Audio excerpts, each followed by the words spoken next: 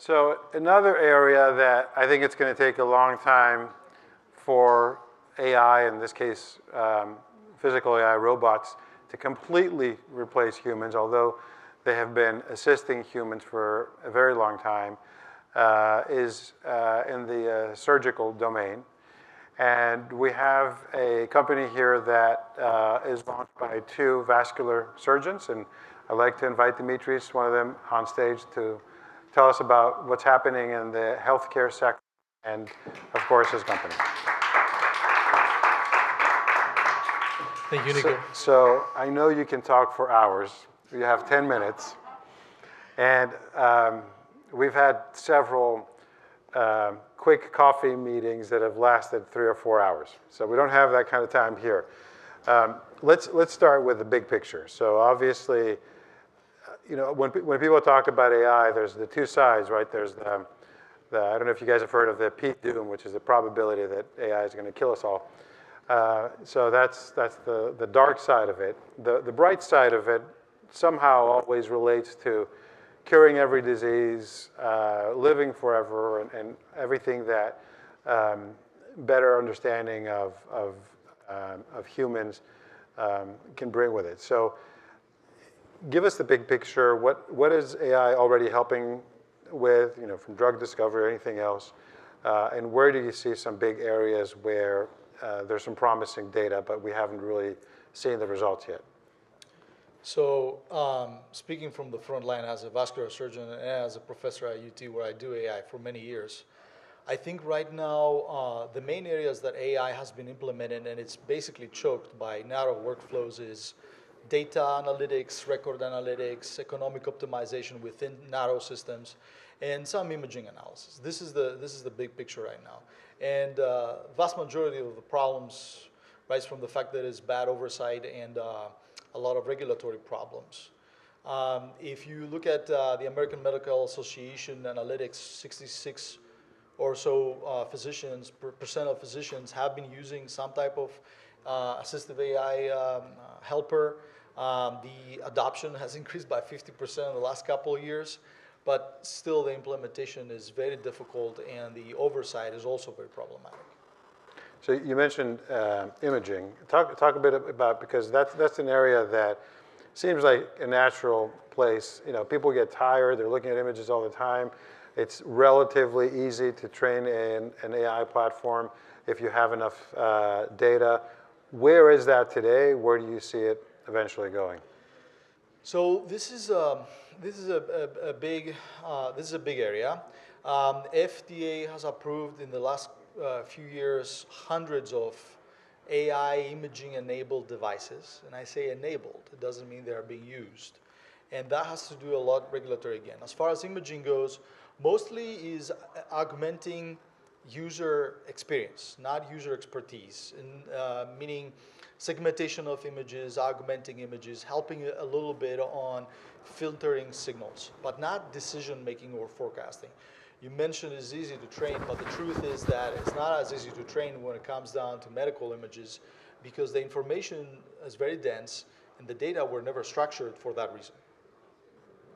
So, for example, if we're looking at, I don't know, EEGs or some radiology or something, you know, it would seem that if you're able to train a system, that really opens up the door for you know, certain areas where they might not have access to the right expert or remote diagnosis. You know, I've heard of a couple of companies, I think a few have pitched us, we haven't invested in any of them, that are in that general space. Are you seeing progress in that, or is it constrained by the issues that you mentioned? So it's interesting because we started building diagnostic and forecasting systems way before we have the data.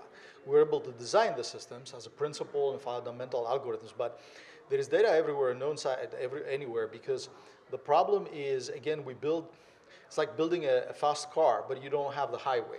So right now, although these technologies could help a lot physicians and patients, there's not a good way to implement it. And the flywheel effect is good to develop and aggregate data, but unfortunately everything is fragmented. And not only is fragmented, but you have to guide the data. More data doesn't mean better data. The mode is clinically oriented and clinically labeled data in a longitudinal way of transforming healthcare. And the FDA is very specific about it and how we're building right now our regulations and our platforms to be able to develop this.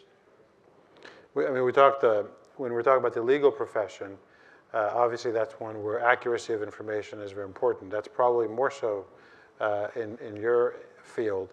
And I remember when Google became kind of the search engine of choice, there was this thing that a lot of doctors hated, the Dr. Google effect, where patients all of a sudden had access to information and they went into their doctors and said, hey, how about this? And now I imagine that's even more pronounced with a lot of people kind of thinking that, oh, I could do my own research.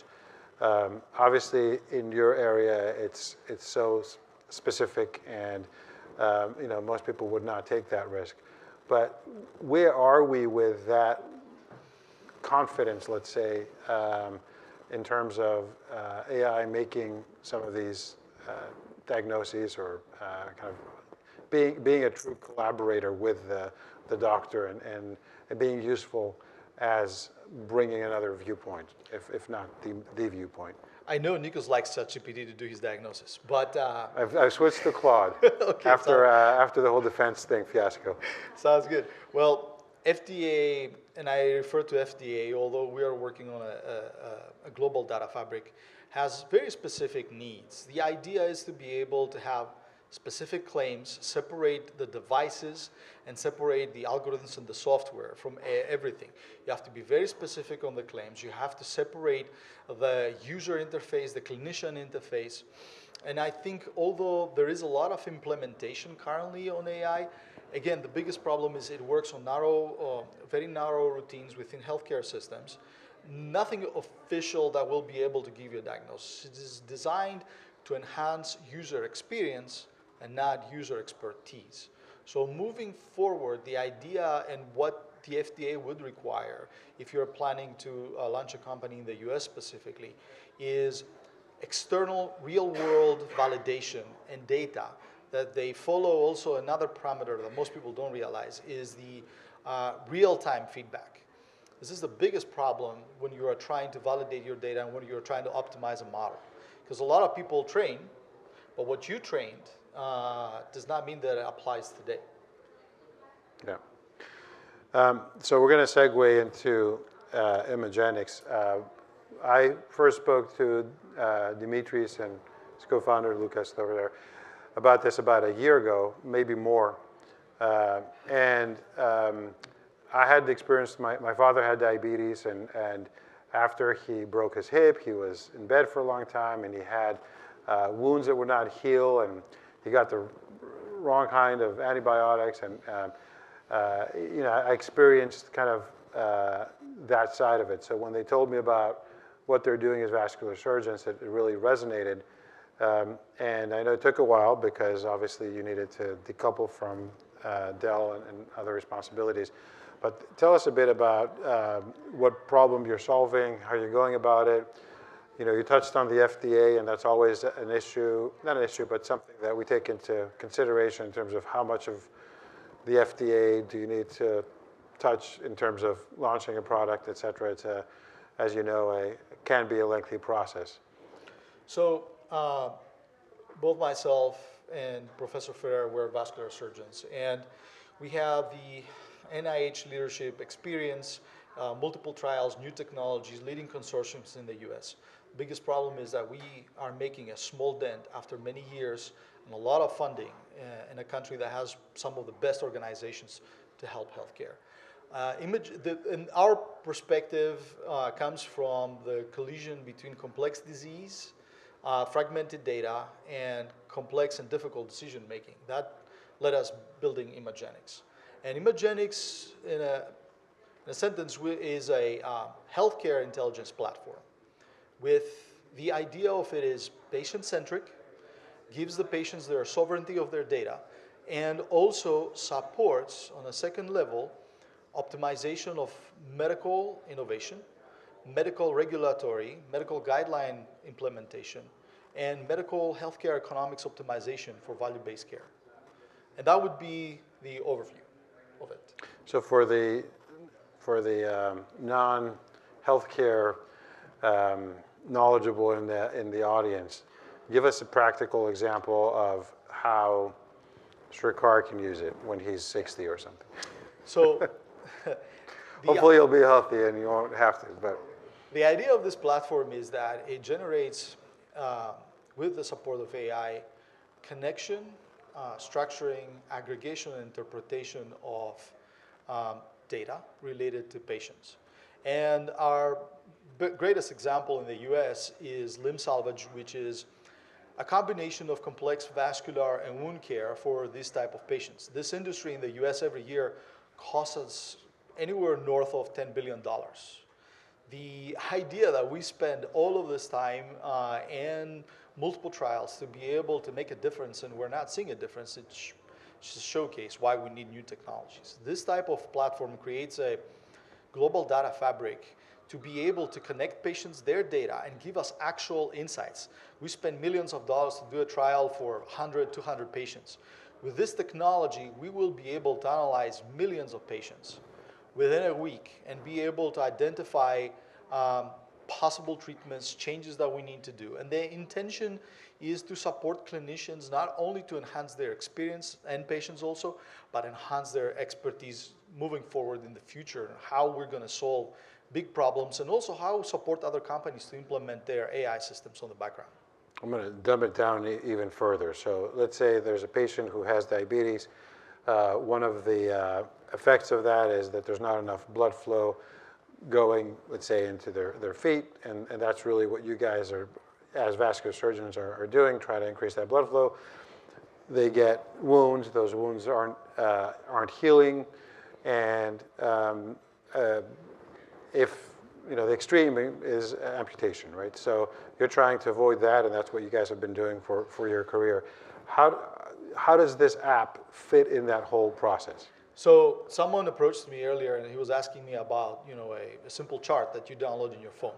Well, most of our patients that, let's say they have a simple wound, diabetic foot, ulcer with terrible blood supply, these patients have an acute event, usually in the hospital. Then they fragment their care across wound care clinics, primary care physicians, everything that has to do with outside care, different expertise, different treatments. Everything is fragmented. Nothing is connected. Most healthcare charts and the information that flows is fragmented. One system does not communicate with the other, believe it or not. The other problem is that most systems today do not allow the patient to import data. Neither help to pass through this bottleneck of communication.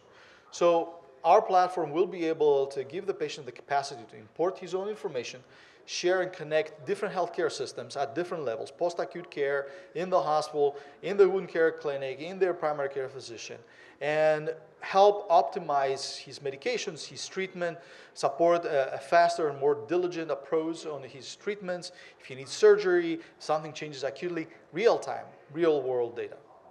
Great. Anything I should have asked and didn't because I'm not knowledgeable enough in the field? No, I think you covered everything. Okay. Well, thank you, Dimitri. And Thank you very much.